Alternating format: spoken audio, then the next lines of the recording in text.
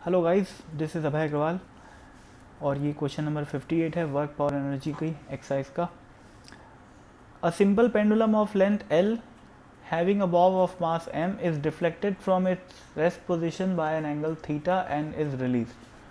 तो rest position क्या होगी भाई इसकी, ये वाली है ना, उससे अपन इसको थीटा एंगल तक डिफ्लेक्ट की और रिलीज कर दिया, ऐसा लिखा हुआ है।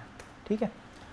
The string hits a peg which is fixed at a distance x below the point of suspension and the bob starts going in a circle centered at the peg।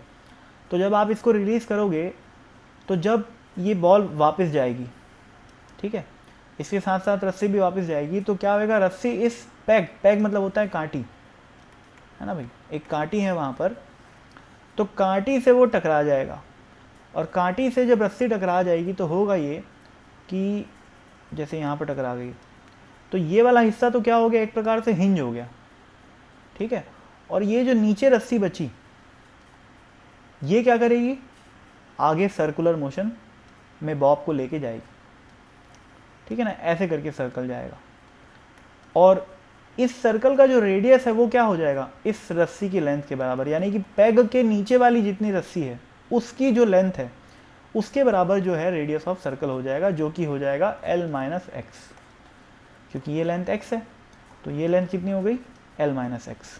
ठीक है, ये कहानी है क्वेश्चन की। ठीक है, अब आगे पढ़ते हैं।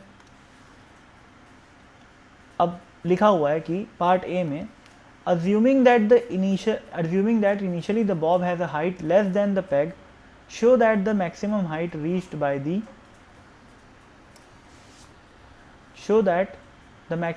reached by the bob equals its initial height।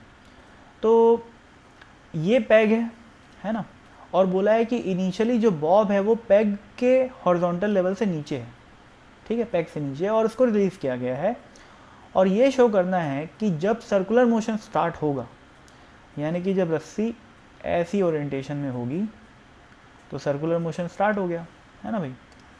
अब ये पैग के नीचे वाली रस्सी को मैं रेड कलर से शो कर लेता हूँ। तो ये बोला है कि जब ये सर्कुलर मोशन करेगा तो ये शो करना है कि जो मैक्सिमम हाइट रीच करेगा ये, लेट से वो यहाँ पर मैक्सिमम जाता है, तो ये जो हाइट है वो इस इनिशियल हाइट के एग्जैक्ट बराबर होगी, ऐसा अपने को प्रूफ करना है। ठीक है भाई, तो कर देते हैं प्रूफ। इसको प्रूफ करने के लिए कोई मैथ्स नहीं लगाना है अपने को, सिंपल लॉजिकल रीजनिंग से इसको एक्सप्लेन किया जा सकता है। देखो भाई, जहाँ पर वो मैक्सिमम हाइट रीच करेगी वहाँ पर उसकी वेलोसिटी क्या होगी, ज़ीरो होगी। इसका मतलब काइनेटिक एनर्जी क्या हो गई, ज़ीरो हो गई। इनिशियली उसको रिलीज़ किया गया था तो इनिशियली भी काइनेटिक एनर्जी ज़ीरो थी, तो जितनी पोटेंशियल एनर्जी इनिशियली थी उसके पास उतनी पोटेंशियल एनर्जी फाइनली होगी, क्योंकि किसी भी प्रकार का एनर्जी का लॉस यहाँ पर नहीं हो रहा है। ठीक है ना, जो यहाँ पर जो हिंज फोर्स लगेगा उसका वर्क नहीं है, टेंशन फोर्स का वर्क नहीं है, सिर्फ ग्रेविटी का वर्क है। ग्रेविटी एक कंजर्वेटिव फोर्स होती है, तो mechanical energy will remain conserved. ठीक है, तो इनिशियली अब काइनेटिक एनर्जी तो है नहीं कहीं पर, ठीक है, तो सिर्फ बची पोटेंशियल एनर्जी, तो जो इनिशियली पोटेंशियल एनर्जी है वो फाइनली पोटेंशियल एनर्जी के बराबर रहेगी। इसका मतलब जो हाइट है वो सेम रहेगी, हॉरिजॉन्टल लेवल दोनों का सेम रहेगा, हेंस प्रूव्ड।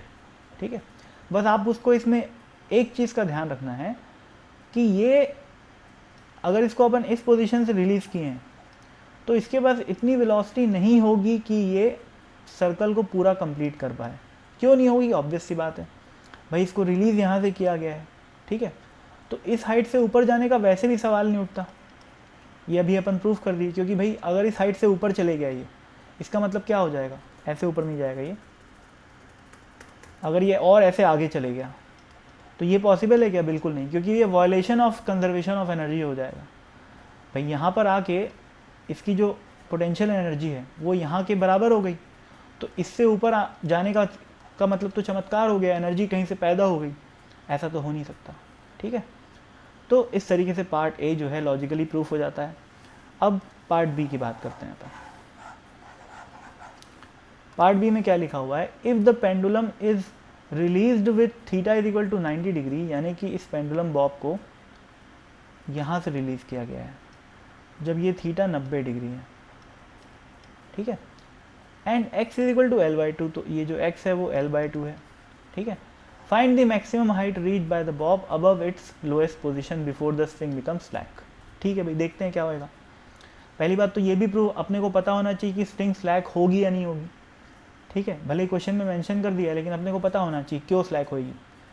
तो देखो भाई, जब ये बॉब नीचे आ जाएगा ऐसे, ठीक है, यानी कि जब स्ट्रिंग की ओरिएंटेशन ये हो जाएगी, तो अब जो है ये अपना सेंटर ऑफ द सर्कल हो गया, और चूंकि ये लेंथ l/2 है तो ये लेंथ कितनी हो गई, l/2 हो गई, यानी कि रेडियस ऑफ द जो सर्कल है वो कितना हो गया, l/2। ठीक है, अब इस पॉइंट पे इसकी वेलोसिटी क्या होगी, कैसे निकालूंगा मैं, इस पॉइंट को a बोल लेता हूँ, इस पॉइंट को b बोल लेता हूँ। a से लेकर b तक मैं मैकेनिकल एनर्जी कंजर्व करूँगा तो क्या लिखूँगा, potential energy at a plus kinetic energy at a will be equal to potential at b plus kinetic at b।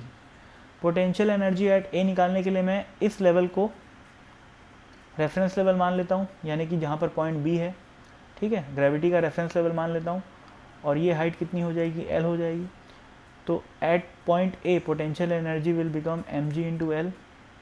ठीक है, प्लस काइनेटिक एनर्जी क्या है, इस पॉइंट पे 0 है क्योंकि रिलीज किया गया है, तो 0 is equal to u B, कितना हो जाएगा, 0 हो जाएगा क्योंकि पॉइंट बी रेफरेंस लेवल पे ही है, प्लस काइनेटिक एनर्जी कितनी हो जाएगी, हाफ mv²। ठीक है, इसको भी v वेलोसिटी मान लेते हैं। तो v की वैल्यू इससे क्या आ गई, m से m गया, ये आ गई √2gl। ठीक है, यानी कि जब ये बॉब इस पॉइंट से जा रहा है तो v इज इक्वल टू कितनी स्पीड से जा रहा है, √2gl। अब भाई रेडियस कितना है, l/2 है, तो ये l कितना हो गया, 2 इंटू रेडियस के बराबर हो गया, यानी कि 2 इंटू 2r हो गया, यानी कि √4gr हो गया। ठीक है, अगर मैं इस लेंथ को r मान लूँ जो कि रेडियस ऑफ द सर्कल है, तो इस पॉइंट पे ये कितनी स्पीड से जा रहा है, √4gr, और अपने को पता है कि √4gr से जाने पे सर्कल कंप्लीट नहीं होता। ठीक है ना, मिनिमम वेलोसिटी कितनी चाहिए होती है सर्कल को कंप्लीट करने के लिए, √5gr। ठीक है, और कंडीशन फॉर ऑसिलेशन क्या होती है कि वेलोसिटी जो है 2gr से कम होनी चाहिए, तब वो बॉब ऐसे ऐसे ऑसिलेट करता है, और अगर √5gr से बड़ी वेलोसिटी रखोगे तो पूरा सर्कल कंप्लीट करता है, और अगर इन दोनों के बीच में रखोगे जैसे फॉर एग्जांपल √4gr, तो क्या होता है, स्ट्रिंग बीच में जाके कहीं पर स्लैक हो जाती है। कैसे स्लैक होती है वो, जैसे ये रस्सी है ना, ये गई सर्कल में, जैसे ये पूरा सर्कल ड्रॉ कर लेता हूँ पहले, तो रस्सी का पाथ कैसा होगा, सॉरी बॉब का पाथ कैसा होता है, ये यहाँ से यहाँ गई सर्कल तक और यहाँ बीच में कहीं पर लीव कर जाती है सर्कल को, उसके बाद क्या होता है, प्रोजेक्टाइल मोशन हो जाता है, फ्री फॉल होने लग जाता है, क्योंकि यहाँ पर स्प्रिंग स्लैक हो जाती है इस पॉइंट पे और टेंशन जो है यहाँ पर 0 हो जाता है। ठीक है, तो v is equal to √4gr का मतलब ये हुआ कि स्ट्रिंग विल बिकम स्लैक। ठीक है, अब कहाँ पर स्लैक करेगी अपन देख लेते हैं। तो लेट्स से कि स्ट्रिंग जो है वो इस पोजीशन पे स्लैक कर रही है जहाँ पर वर्टिकल के साथ वो थीटा एंगल बना रही है। ठीक है, यहाँ पर बॉब है इस समय, इस पे फोर्स लगाऊंगा mg। ठीक है, यहाँ पर mg का एक कंपोनेंट आएगा जिसकी वैल्यू आएगी कितनी, mg cos थीटा, mg का ये वाला कंपोनेंट रहेगा mg sin थीटा, पर अपने को इससे कोई मतलब नहीं है ना। तो नेट फोर्स टुवर्ड सेंटर क्या हुआ, mg cos थीटा, टेंशन तो 0 है यहाँ पर, है ना भाई। यही क्या करेगा, अब देखो ये पॉइंट कौन सा है, लिमिटिंग पॉइंट है, यहाँ पर सर्कुलर मोशन से फ्री फॉल की तरफ ट्रांजिशन हो रहा है, तो इस पॉइंट के जस्ट पहले सर्कुलर मोशन है और इस पॉइंट के जस्ट बाद क्या है, प्रोजेक्टाइल मोशन है। ठीक है, तो इस पॉइंट पे मैं क्या बोल सकता हूँ कि भाई इस पॉइंट के जस्ट पहले, लिमिटिंग केस में इस पॉइंट के जस्ट पहले टेंशन तो 0 ही रहेगी, ऑलमोस्ट 0 रहेगी। ठीक है, और mg cos थीटा किसका रोल प्ले करेगा, सेंट्रीपिटल रोल फोर्स का रोल प्ले करेगा, क्योंकि वो टुवर्ड सेंटर लग रहा है। ठीक है, तो mg cos theta will become centripetal force which will be equal to mass times of centripetal acceleration. तो m से m काट दो, g cos थीटा की वैल्यू क्या आ गई, ac which is equal to v²/r। ठीक है ना, और r की वैल्यू कितनी है, l/2 है, और ये v क्या है, इसको मैं कुछ नाम दे देता हूँ, इसको मैं v डैश बोल लेता हूँ क्योंकि ये यहाँ पर है वेलोसिटी v डैश, ठीक है ना। इस डायग्राम में अगर मैं दिखाऊंगा तो ये कहाँ पर फॉल करेगा, ये देखो ये स्टार्ट हुआ है, ये रेडियस ऑफ द सर्कल है ना। तो ये कुछ ऐसा होना चाहिए था कंप्लीट सर्कल अगर बनाते हैं अपन, ठीक है। लेकिन ये क्या होएगा क्या कि जो रस्सी है जो बॉब है वो यहाँ तक जाएगा और यहाँ पर कहीं पर जाके स्लैक हो जाएगी रस्सी, ठीक है। और ये एंगल थीटा है जैसा कि मैं यहाँ पर शो किया हूँ, ठीक है। तो बेसिकली ये जो लेंथ है वो कितनी है, l/2 है। तो रेडियस की वैल्यू मैं l/2 रखा हूँ, ठीक है ना भाई। अब इसको सॉल्व करते हैं। अभी देखो एक इक्वेशन बनी है, इससे क्या आ गया v डैश स्क्वायर, यहाँ पर ये वेलोसिटी कितनी है v डैश, ये वेलोसिटी, ठीक है ना। जहाँ पर स्ट्रिंग स्लैक हो रही है उस पॉइंट पे मैं बॉब की वेलोसिटी को क्या मान रहा हूँ, v डैश मान रहा हूँ यहाँ पर, ठीक है। तो इससे v डैश का स्क्वायर जो आ रहा है वो आ रहा है l/2 g cos थीटा। तो ये तो आ गई एक इक्वेशन। दूसरी इक्वेशन कहाँ से आएगी भाई, अपने को क्या निकालना है, थीटा निकालना है ना। और अपने को थीटा भी नहीं पता और v डैश की वैल्यू भी नहीं पता, तो दो वेरिएबल हैं लेकिन इक्वेशन अभी तक हमारे पास एक ही आ पाई है। तो अब मैं क्या करूँ, मैकेनिकल एनर्जी कंजर्वेशन कर लेता हूँ। B पॉइंट से लेकर इस पॉइंट को मैं C बोल दिया, तो B से लेकर C तक अगर मैं मैकेनिकल एनर्जी कंजर्वेशन लगाता हूँ तो ध्यान से देखो ये डिस्टेंस है l/2, है ना। तो ये डिस्टेंस हो जाएगी कितनी, l/2 cos ऑफ थीटा, ठीक है, ये डिस्टेंस। और ये जो इसके नीचे वाली डिस्टेंस है वो कितनी है, वो तो l/2 ही है, इस रेडियस के बराबर है ना। तो ये टोटल डिस्टेंस कितनी हो गई, l/2 plus l/2 cos theta. यानी कि रेफरेंस लेवल से जो पॉइंट C है वो कितना ऊपर है, l/2 plus l cos theta, ठीक है ना। अब मैं करूँगा B से लेकर C तक मैकेनिकल एनर्जी कंजर्वेशन, ठीक है। तो पॉइंट B पे जो मैकेनिकल एनर्जी आएगी वो कितनी आएगी, पॉइंट B पे kinetic energy at B plus potential energy at B is equal to kinetic energy at point C plus potential energy at point C। Kinetic energy at B आपको याद होगा जब हम इसको इस पॉइंट से रिलीज़ किए थे तो मैं पहले ही डिराइव कर चुका हूँ कि इस पॉइंट पे जो अपन v एज्यूम किए थे उसकी वेलोसिटी आई थी √2gl, ठीक है ना। तो kinetic energy at point B कितना हो जाएगा, हाफ mv² यानी कि 2gl, ठीक है। प्लस ub तो ज़ीरो हो गया, kc क्या हो जाएगा, हाफ mv डैश का स्क्वायर, है ना, ये v डैश है, प्लस uc क्या हो जाएगा, mg l/2 plus l/2 cos theta. तो l/2 कॉमन आ गया और बच गया 1 प्लस cos थीटा, ठीक है। तो अब मैं बाकी चीज़ों को मिटा देता हूँ और ये दो इक्वेशन बच गई हमारे पास, एक और ये दो, ठीक है। इसमें से मैं v डैश स्क्वायर की वैल्यू यहाँ पर पुट कर देता हूँ इस इक्वेशन में। तो क्या बनेगा देखो, ये 2 तो काट दो, m भी काट दो, है ना। तो बचेगा gl plus 0 is equal to 1/2, v dash square की वैल्यू क्या है, l/2 g cos theta plus gl/2 1 plus cos theta, ठीक है। अब इस इक्वेशन को सॉल्व करके अपन क्या निकाल सकते हैं, थीटा की वैल्यू निकाल सकते हैं, ठीक है। तो सबसे पहले तो gl काट दो भाई, है ना।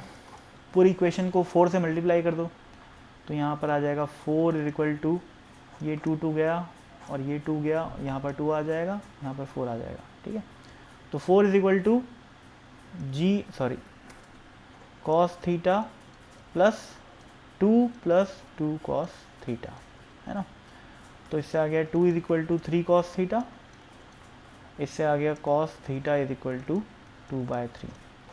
अब निकालना क्या है, फिर से ध्यान दो क्वेश्चन में, अपने को निकालना है if the pendulum is release with 90 degree and L/2 x is equal to L/2 find the maximum height reach by the bob above its lowest point before the string become slack. यानी कि मेरे को इस point से लेकर इस point तक की जो हाइट का डिफरेंस है वो निकालना है, ठीक है ना, क्योंकि ये लोएस्ट जो पॉइंट बी है वो लोअर मोस्ट पॉइंट है, ठीक है, और पॉइंट सी क्या है, वो पॉइंट जहाँ पर रस्सी स्लैक हो रही है। तो बेसिकली मेरे को यही वाली हाइट निकालना है जिसकी वैल्यू क्या है L/2 plus L/2 cos theta, यानी कि L/2 1 प्लस कॉस थीटा। अब कॉस थीटा की वैल्यू यहाँ पर रख दो, तो क्या आ जाएगा L/2 1 प्लस 2/3, ठीक है। तो ये कितना हो जाएगा 5/3 इंटू 1/2 और L, तो ये हो गया 5L/6। तो पार्ट बी का आंसर क्या हो गया 5L/6, ठीक है ना भाई।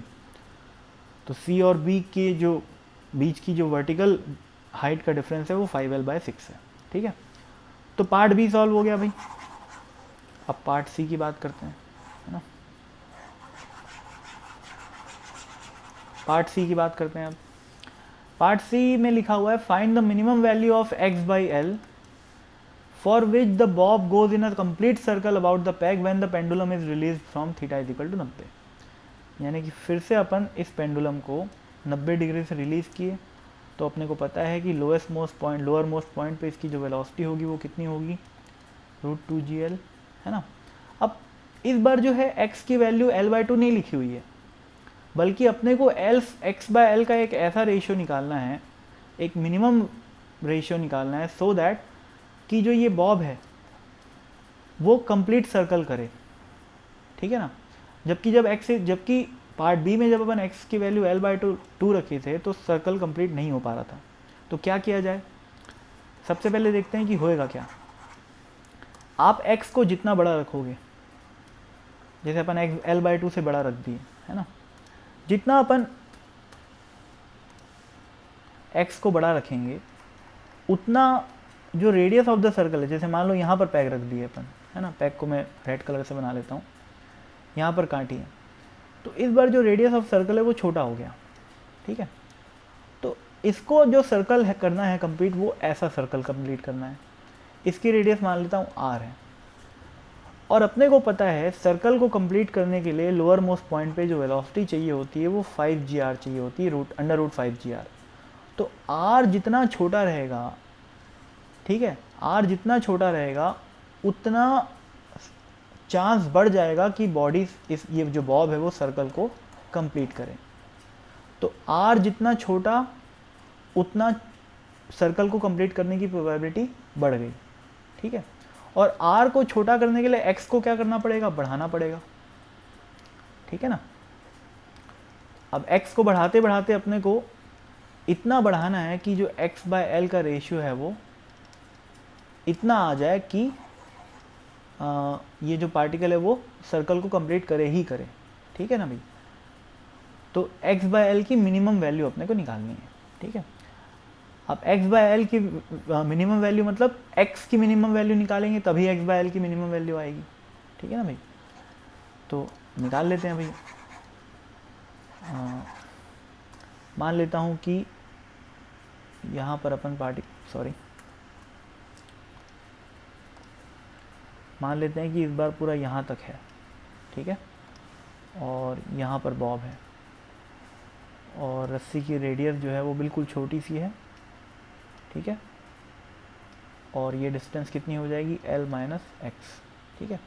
अब मेरे को पता है जब मैं रस्सी को यहाँ से रिलीज़ किया था और जब वो बॉब ऐसे आया था तो इस पॉइंट पे वेलोसिटी उसकी थी √2gl, है ना भाई।